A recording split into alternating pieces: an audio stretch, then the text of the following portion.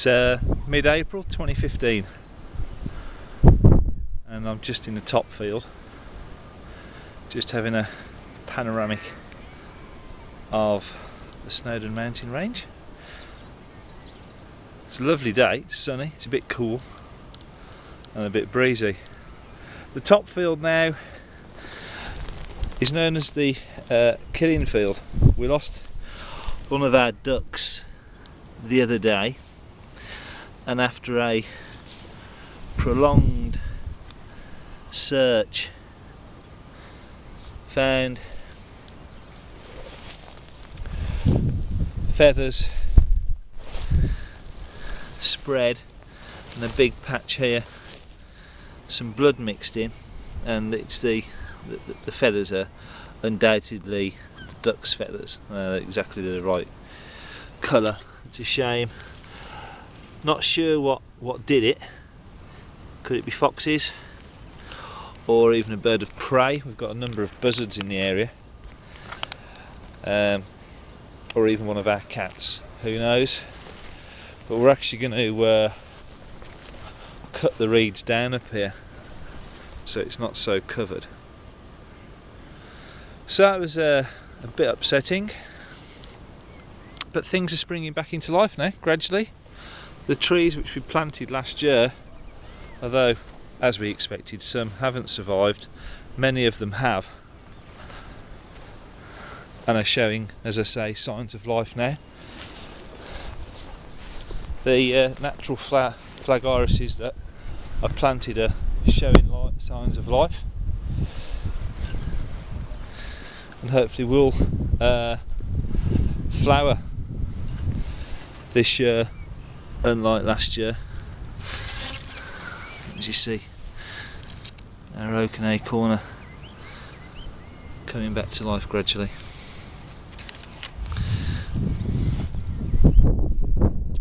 So what we've decided to do, following on from the killing of one of our ducks, is make the fencing secure. We did give the animals full range of both fields. The stream runs along the perimeter of the fields. The ducks did tend to spend a lot of their days in the top field, went missing for ages. We couldn't see them, and unfortunately that's been the upshot. We have been exceptionally lucky, having spoken to our neighbours and friends who have poultry go missing on a regular basis. I think that's the second duck we've lost,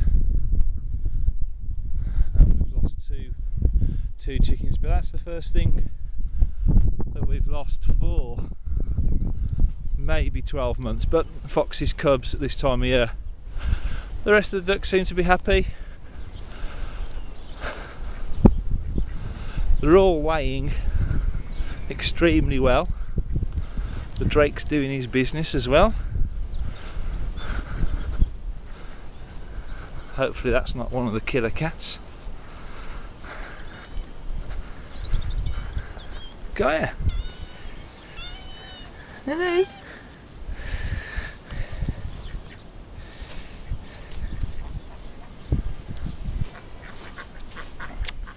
But we have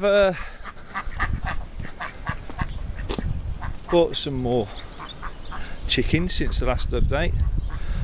The speckledy one right in front of me, which I'm stalking now, we've got two of these. They're called Plymouth Rocks. In fact, there they both are now. So we've had them for about a month now. Point of lay, we've got two more Barnwalders. We had one previously and we looked a bit lonely. What we found is that the same breed of chickens tend to hang around with each other. God knows if they do it on purpose. And we bought two more bluebells. So the chickens are laying again. Well, they've increased their laying, which is good because in the winter months, as I've probably said on a previous update, they go on strike.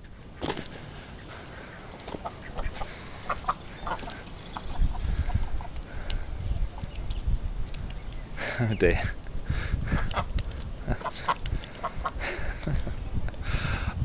I don't know who's worse off, the cats or the ducks, when they see each other. So it's been a busy month so far, as well as having some new chickens. We've also planted a lot of seedlings in the vegetables. What are you doing? Picking nettles to make fertiliser. So all the young nettles you're finding at the moment, you're getting as many as you can. Pour water all over them, let them all rot down. They'll probably stink, but they make great fertiliser, so I'll be putting those on my tomato plants. And how long will they take to before it's ready? I don't know, because I can keep pouring the water out. As soon as the bucket sort of goes down to half, I know that they're fairly well rotted down. But you know, the longer I leave it, the better. But I'll probably keep topping it up because there's never a shortage of nettles, especially in the chicken compound, because the soil is so rich from the manure. So if I take you around to the polytunnel, show you what's been happening in there.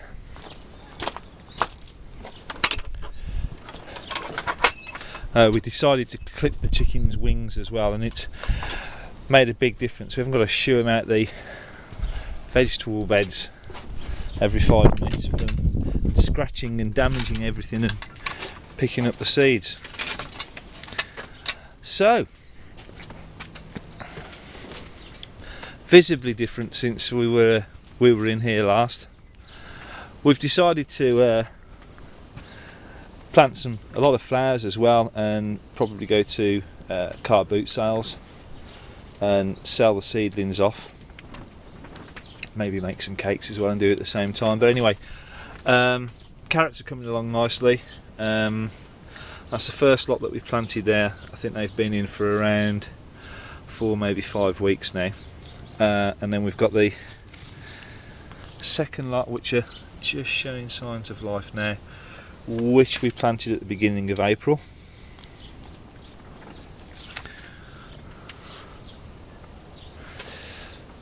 Broccoli's at different stages of growth as well. Hopefully we're going to have quite a lot of that this year. We've decided to grow the broccoli in a polytunnel again. We experimented with the Brussels sprouts and some cabbage outside, and they just got ravaged. And as we're being as organic as we possibly can, we're not using any pesticides. We could cover, I didn't think of it last year, but as I say, the Brussels sprouts that we grew outside last year were decimated by cabbage white and other bugs. Now the danger with the broccoli is that because it's in the polytunnel, as it heats up, it will bolt, but when all things equal, we'll plant or we'll pick as a tender stem. So plenty of broad beans, again at different stages, parsnips, red cabbage, peas, beetroot, spinach and parsley, which have overwintered and are doing fine. The artichoke, the globe artichoke, which is regenerating. We've put some radicchio in and some fennel. Bit tricky to grow, but we succeeded with a few fennel bulbs last year.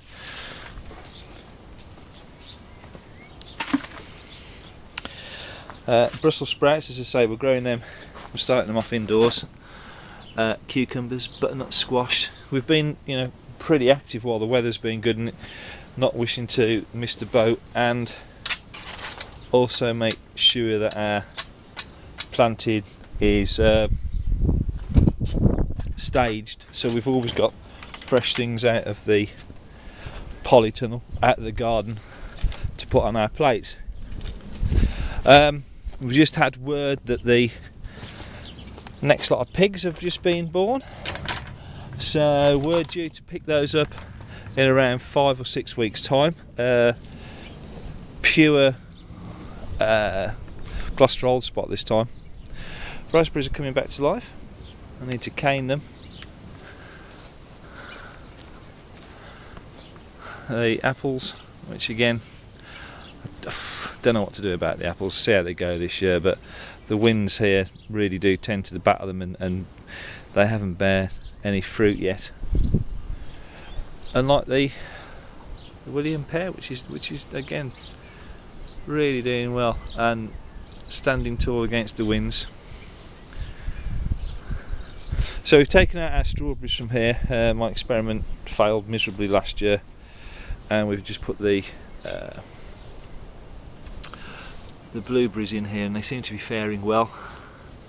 And we're already getting quite a lot of sign of life on the gooseberries, which is really encouraging, as we're only, as I say, mid-April.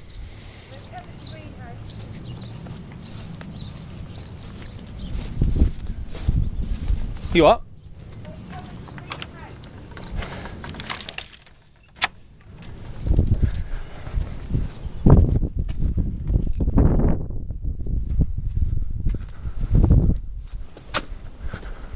So, if you haven't all fallen asleep yet,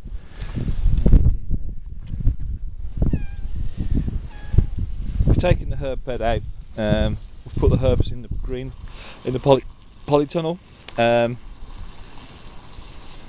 So we're going to get some corn and sprouts in here. Potatoes, hopefully, will show some signs of life soon. They've been in for a while now.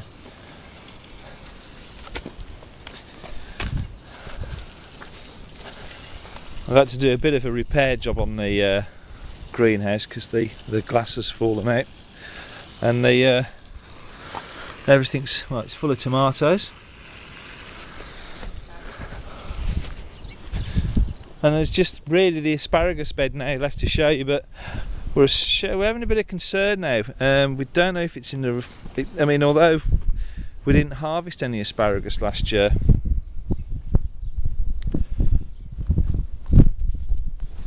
it didn't... I don't remember it being as late as this before we started showing some signs of life. But at the moment, everything looks dormant, and I just hope it's not too not getting enough sun maybe, or if it's been dry, because although it's been windy, it hasn't actually rained in huge amounts at the moment. So that's it for now. See you next month.